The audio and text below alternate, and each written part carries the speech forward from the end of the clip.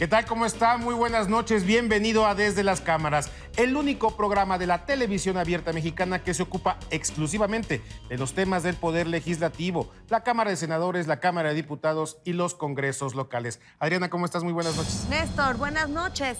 Y esta es la crónica, paso a paso, de cómo fue que los senadores eligieron a la nueva ministra de la Suprema Corte de Justicia. Se designa ministra de la Suprema Corte de Justicia de la Nación a la ciudadana Yasmín Esquivel Moza. Fue una elección dividida en dos actos y en dos tiempos.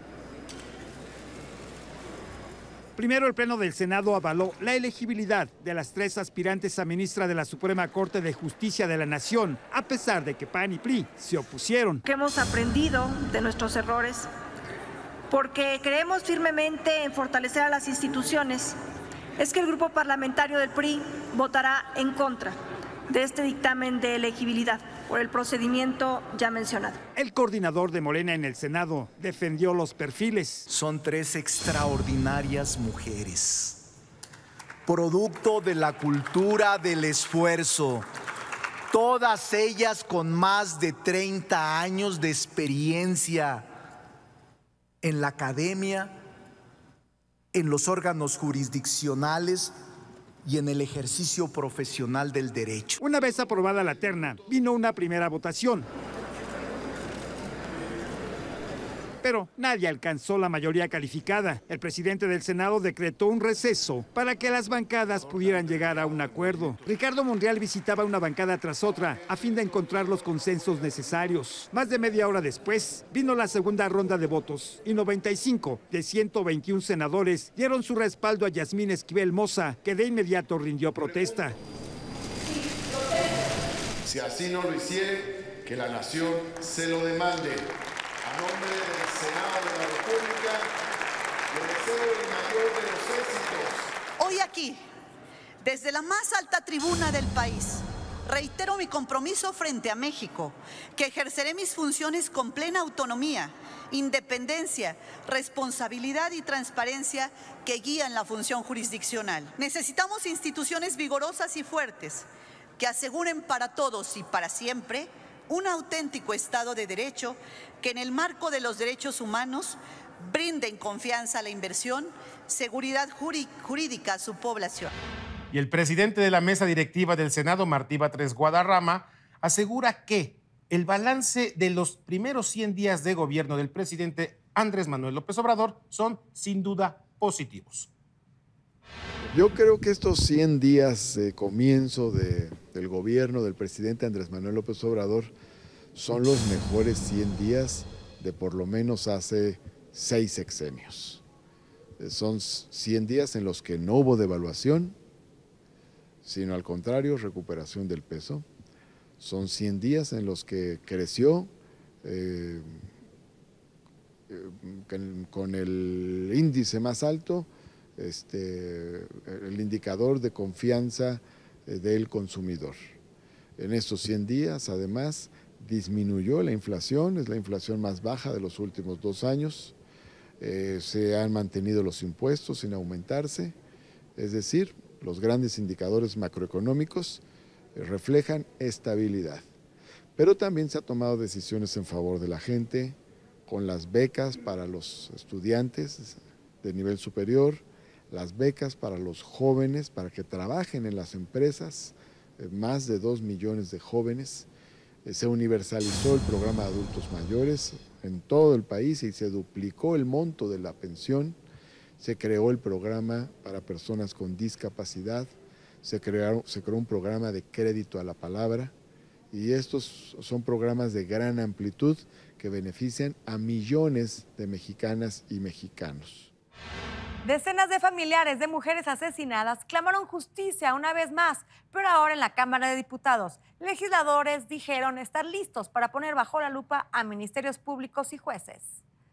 Tenemos que revisar a fondo cómo está funcionando tanto los ministerios públicos con sus respectivos policías de investigación en la integración de estas carpetas, como los jueces, qué tipo de sentencias están dictando donde se van por la puerta fácil del suicidio cuando se trata de feminicidios consumados. Y sin duda, este tema, el tema de la violencia de género, se ha visualizado. Esta semana se presentó el libro Violencia Política contra las Mujeres, el precio de la paridad en México. Las autoras son Gabriela Vargas y Silvia Guadalupe Palazuelos. Ser mujer en la política significa remar contra corriente. La razón se explica en el libro Violencia Política contra las Mujeres, el precio de la paridad en México. Estamos viviendo de alguna forma esta violencia desde la legislatura, es decir, con lo que ya se tocó en espacios, a veces tropiezos en temas que se quieren tratar. ¿Por qué? Porque a lo mejor no es conveniente para ciertos grupos. Las autoras señalan que a pesar de las leyes para garantizar la paridad de género en el poder legislativo e instancias gubernamentales, las mujeres aún enfrentan estigmas para hacerse escuchar. Hay un entramado legal sólido. Ahora lo que tenemos que traducirlo es en los hechos y que culturalmente se reconozca la participación y fuerza de la mujer para contender y participar políticamente en iguales condiciones que sus compañeros. Un libro que saca a la luz una verdad que en México no se ha erradicado. La mujer política no tiene la misma voz que un hombre en el mismo medio. Y ahora vamos con la entrevista que nos preparó nuestro compañero Víctor Sánchez Baños. La violencia contra la mujer es evidente en varias partes del mundo, pero fundamentalmente en nuestro país, en donde debemos conocer perfectamente qué es lo que está ocurriendo y el tamaño del fenómeno. De esto vamos a platicar con el diputado Agustín García Rubio, diputado por el estado de Michoacán. Las mujeres sufren principalmente dos tipos de violencia, violencia física y violencia emocional.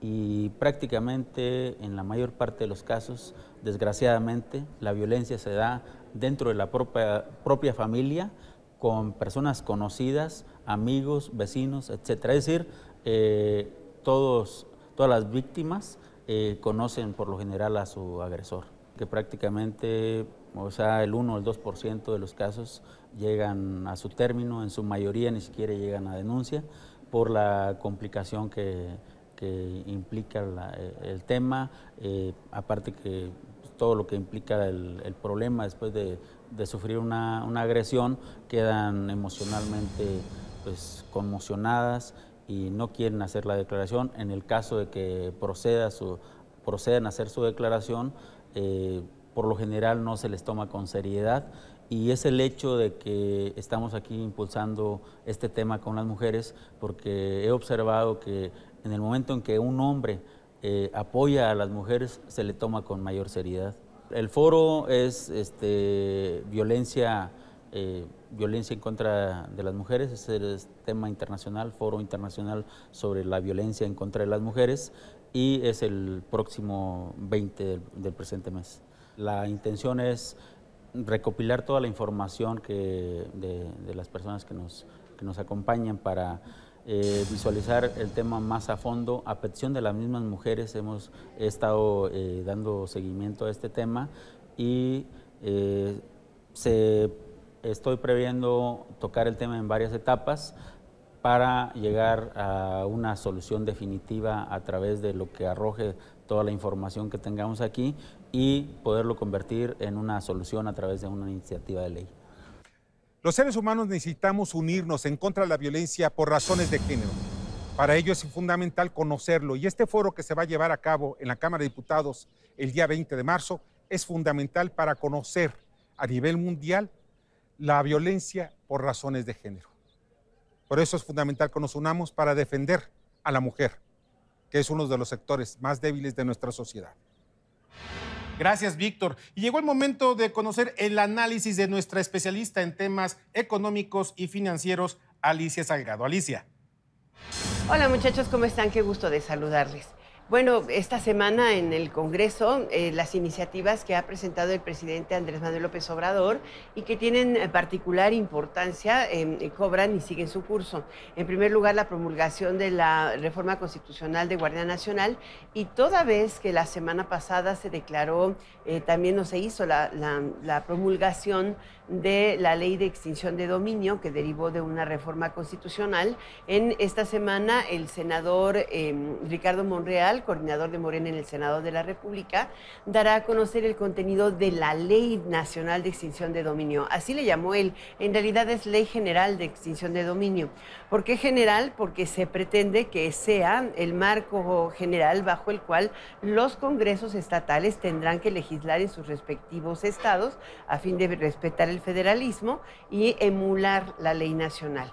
¿De qué se trata? Simplemente de que cualquier delincuente que sea perseguido por causas de, como ya sabemos, delincuencia organizada, ahora incluyen todos los delitos graves, estos que se incrementaron del artículo 19 también en reforma constitucional, como el huachicol, los actos derivados de corrupción o afectación al patrimonio nacional, también algunos que tienen que ver con el lavado de dinero, por ejemplo. Todos estos implica que cuando las personas sean detenidas y además haya suficiente prueba y un juez determine que puede congelarse y o venderse, en lugar de que se guarden, todos sus bienes serán incautados y terminará el dominio sobre ellos. Me voy a referir, por ejemplo, al caso Duarte. Me parece de lo mejor que pudo haber sucedido, porque hoy por hoy el exgobernador de Veracruz está en la cárcel. Se ha documentado de una y mil maneras la forma en que se hizo de bienes y patrimonio personal a partir de los recursos del Estado de Veracruz, y sin embargo no procede la extinción de dominio sino hasta que se le declare culpable y guarda sus bienes y contrata a sendos abogados, su mujer vive en Londres, todo está genial y sale después de 8 años a disfrutar los bienes que distrajo del erario estatal. Me parece que eso es lo grave. Ahí es donde se está concentrando justamente esta nueva propuesta de extinción de dominio de Morena. Yo pongo este tema bajo la lupa desde las cámaras.